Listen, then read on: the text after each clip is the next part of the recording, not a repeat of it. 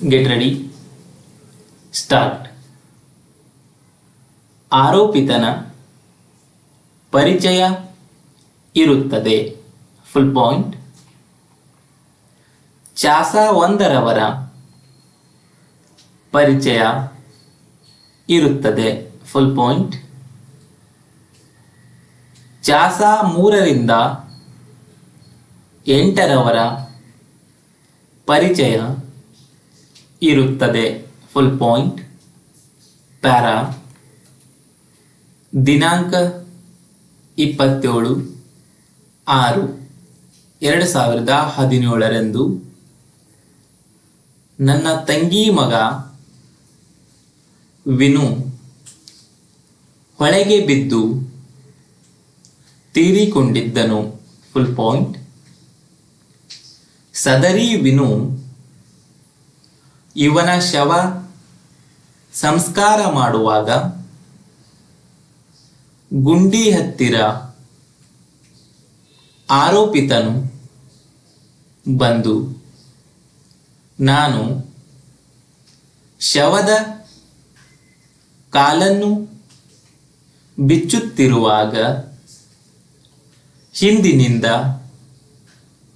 ನನ್ನ ತಲೆಯ ಹಿಂಭಾಗಕ್ಕೆ ಕತ್ತಿಯಿಂದ ಹೊಡೆದನು.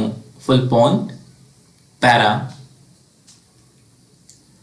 ಪಿಕಪ್ ವಾಹನದಲ್ಲಿ ಸಾಯಂಕಾಲ 6:30 ಗಂಟೆಗೆ ವಿನು ಇವನ ಶವವನ್ನು ತಂದಾಗ ನೀವು ಈ ಜಾಗಕ್ಕೆ ಏಕೆ ತಂದೀರಿ ಅಂತ ಆರೋಪಿ ಗಲಾಟೆ ಮಾಡಿದ್ದನು. Full point. ಸದರಿ ಮೃತ ವಿನು ಇವನು ಆರೋಪಿತನ ಅಣ್ಣನ ಮಗ ಇರುತ್ತಾನೆ. Full point.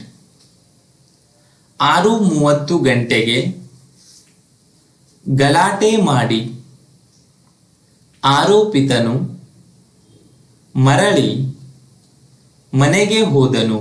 Full point.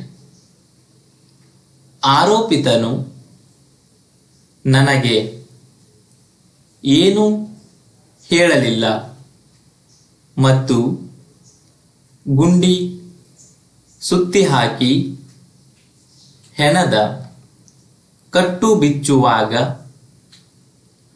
ಕತ್ತಿಯಿಂದ ತಲೆಯ ಹಿಂಭಾಗ ಹೊಡೆದಿರುತ್ತಾನೆ. Full point. ನನಗೆ ಗಾಯ ಆಗಿತ್ತು,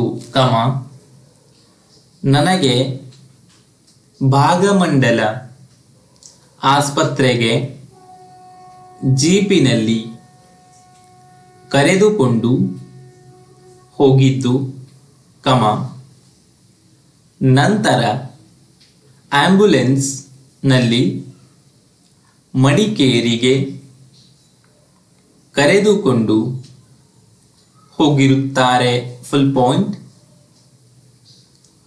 ಈ ರೀತಿ ಹೊಡೆದಾಗ ರಾತ್ರಿ 9 ಗಂಟೆ ಆಗಿರಬಹುದು.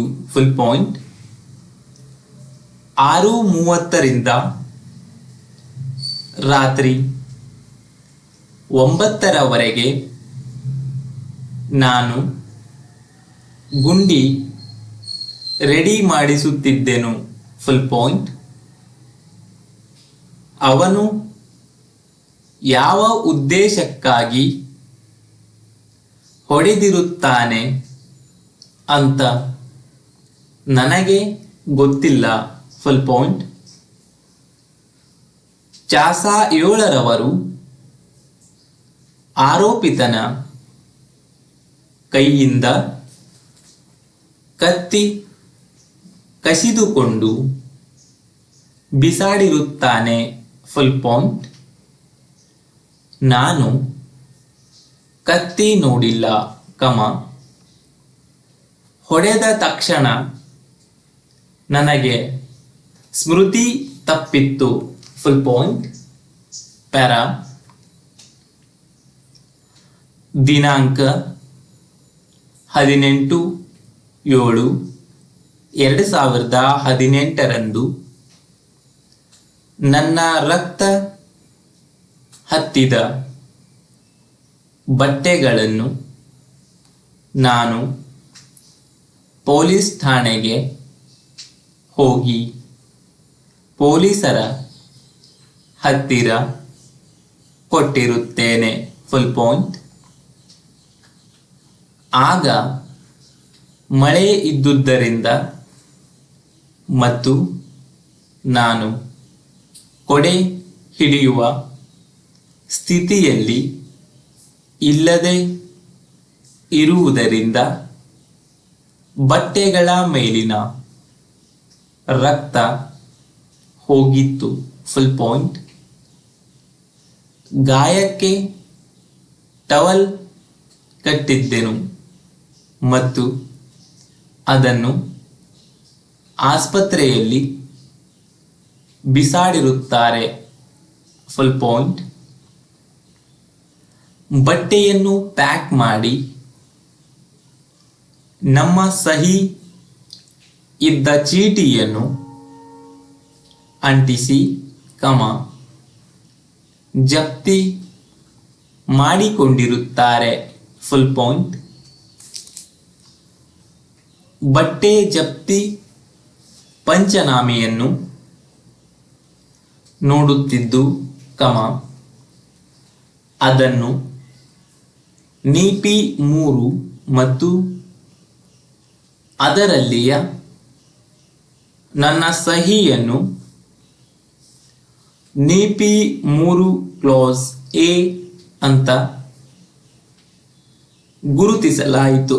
ಗುರುತಿಸಲಾಯಿತು ಫುಲ್ ಪಾಯಿಂಟ್.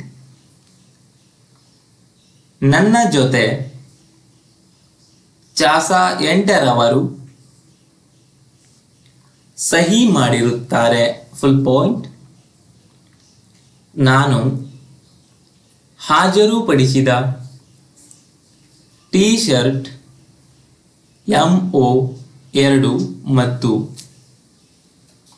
ಕಪ್ಪು ಬಣ್ಣದ ಪ್ಯಾಂಟನ್ನು MO3 ಅಂತ ಗುರುತಿಸಲಾಯಿತು ಫುಲ್ ಪಾಯಿಂಟ್.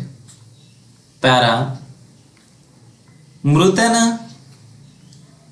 ಸ್ವಂತ ಗ್ರಾಮ ಕೋಪರ್ಟಿ ಗ್ರಾಮದ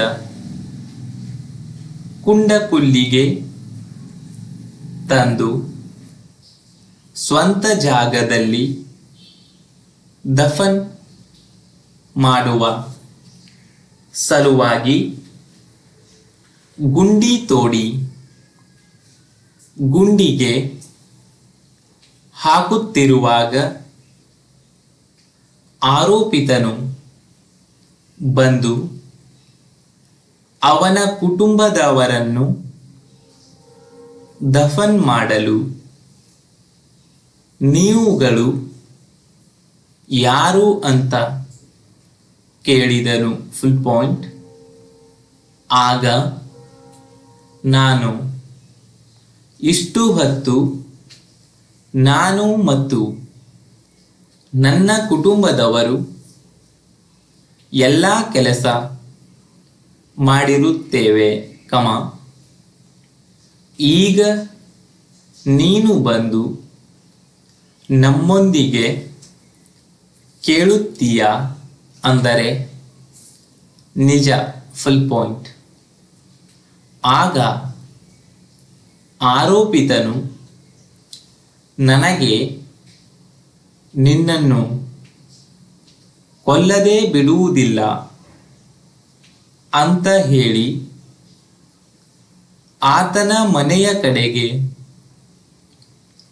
ಹೋಗಿ ಕತ್ತಿಯನ್ನು ತೆಗೆದುಕೊಂಡು ಬಂದು ಏಕಾಏಕಿ ನನ್ನ ತಲೆಯ ಹಿಂಭಾಗದಲ್ಲಿ ಕಡಿದನು ಅಂದರೆ ನಿಜ, ಫುಲ್ ಪಾಯಿಂಟ್. ನಂತರ ಚಾಸ 3ರಿಂದ 5ರವರು ದಿನೇಶ್ ಅನ್ನುವವನ ಜೀಪಿನಲ್ಲಿ ಆಸ್ಪತ್ರೆಗೆ ಕರೆದುಕೊಂಡು ಹೋದರು ಅಂದರೆ ನಿಜ, ಫುಲ್ ಪಾಯಿಂಟ್.